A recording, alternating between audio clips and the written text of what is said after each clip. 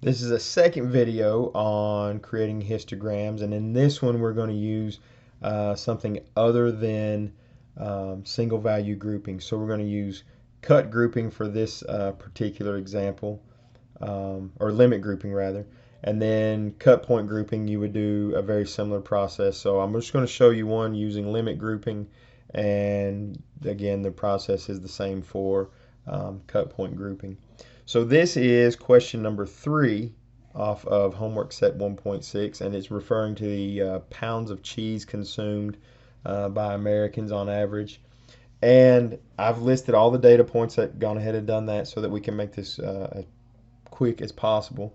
You guys don't need to know how to, or need to see me show you how to type that in. You know how to do that.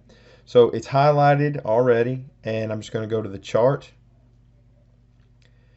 It's defaulted to the histogram, which is great. However, there's a problem.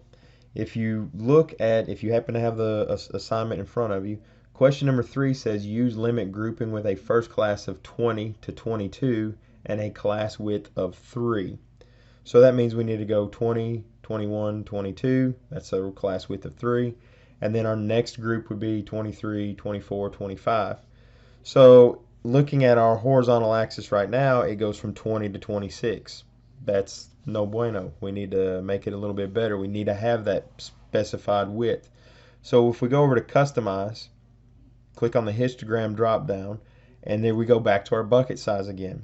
And I just received a question about this, so I hope that the individual that sent me the question is watching this so that they can see how to change the bucket size as needed for a particular set that we're looking at.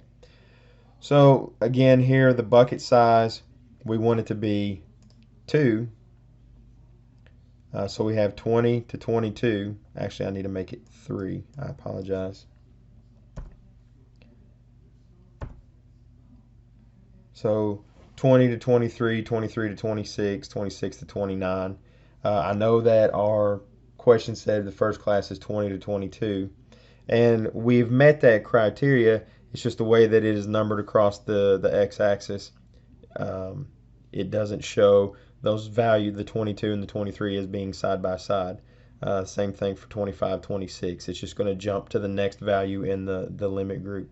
So there is a bucket size of 3, which is what the question asked for, and that's the histogram that we're looking for.